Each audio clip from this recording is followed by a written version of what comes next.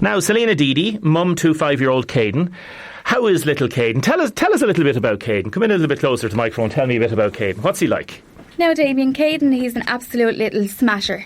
He's 5-year-old, he's blue-eyed boy, blonde hair, and I just love him to bits. We all love him. Is he a little ladies' boy? He's absolutely a ladies' boy, out and out, he sure is. And when he was born, again, normal delivery, normal birth, everything grand. When did you notice that he was, I suppose, developing the signs of autism? When Caden was actually 2, there was a few concerns. Mother's instincts, certain situations, kind of crowds, fussy eater.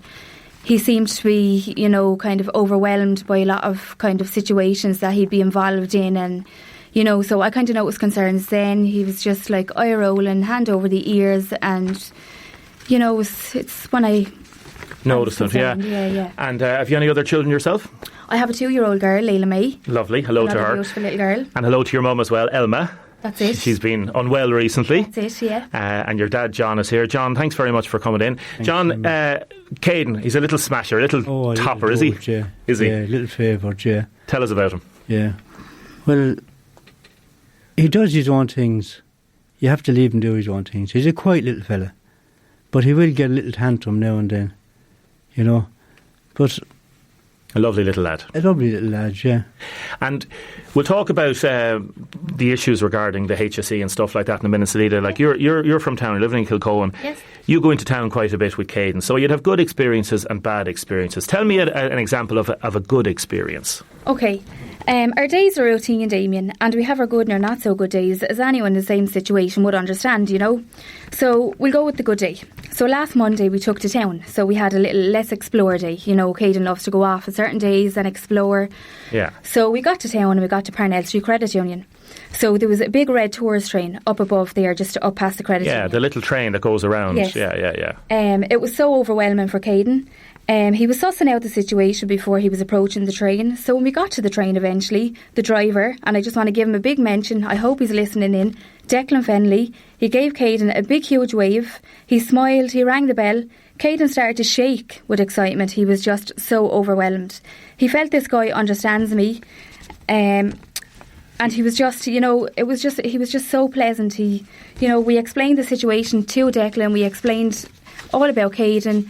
And he would just, jump on the train and let's go, we'll take you off for a spin. And, Caden felt very comfortable in the situation, and it was comfortable for us, knowing that Caden was in a situation where he was very happy, For those that don't know or understand autism or begin to understand it, again, the routines are so important. And when something is a bit different, so even the little tourist bus, in Caden's eyes, that's something completely different. Yeah, magical.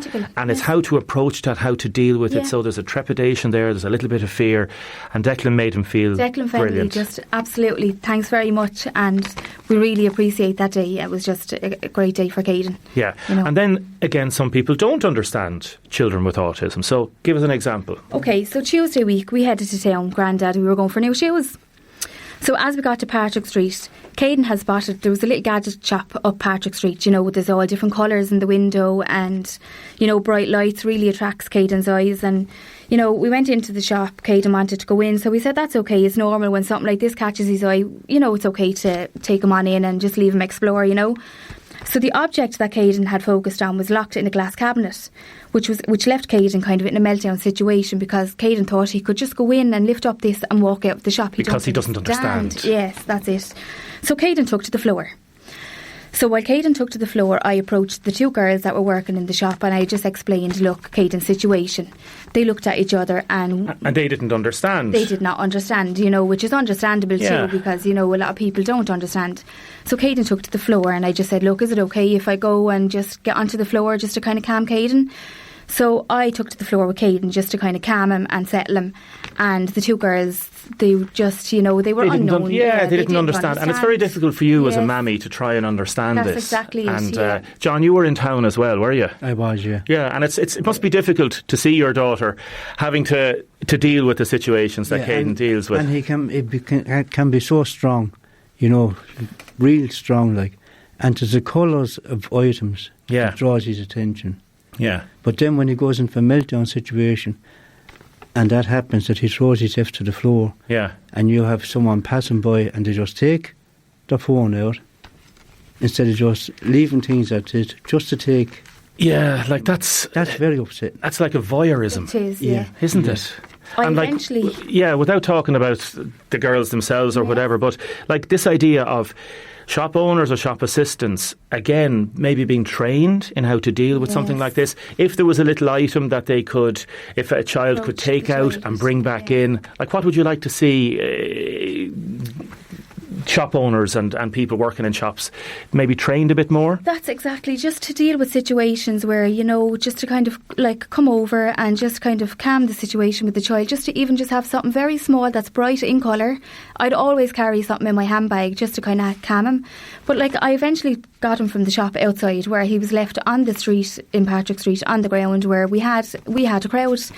People had their phones out, like Dad is saying, and people were passing by saying, what a little brat, how he's so demanding, which left me emotional, because Caden was emotional. But like I'm after overcoming all this. I understand that people don't understand, which is, it's.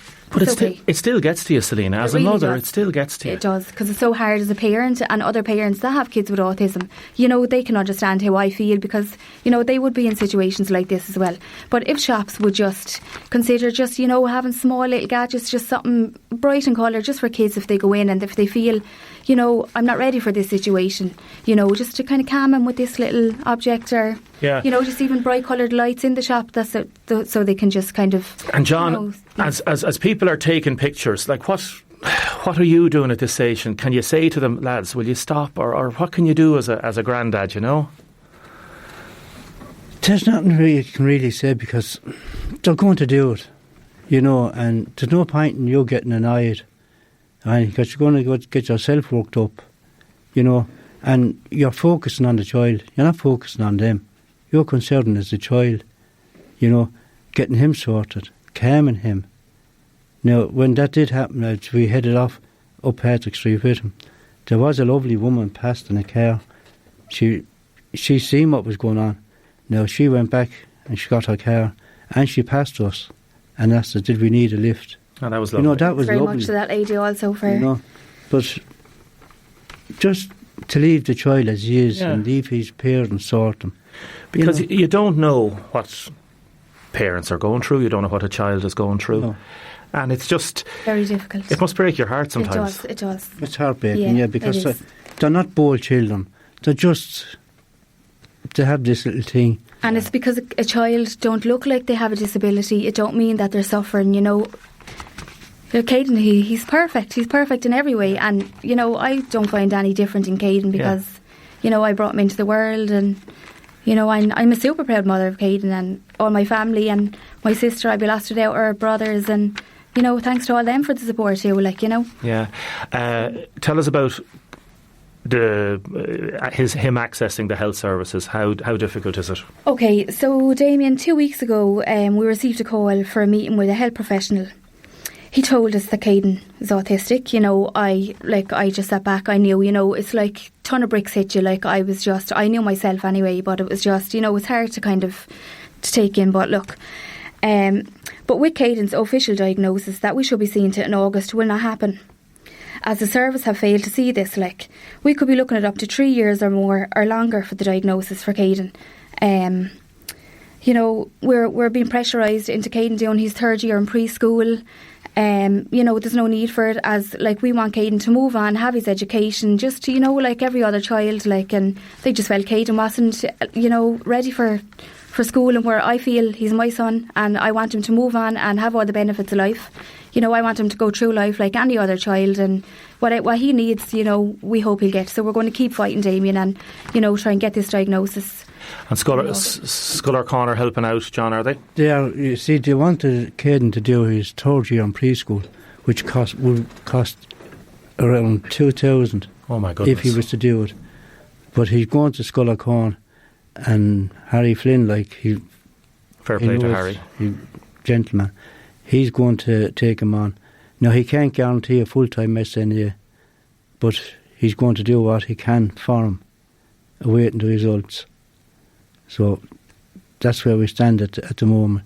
Now, we can take him for private assessment, which will cost a couple of thousand, but the HSE will not recognise the private assessment.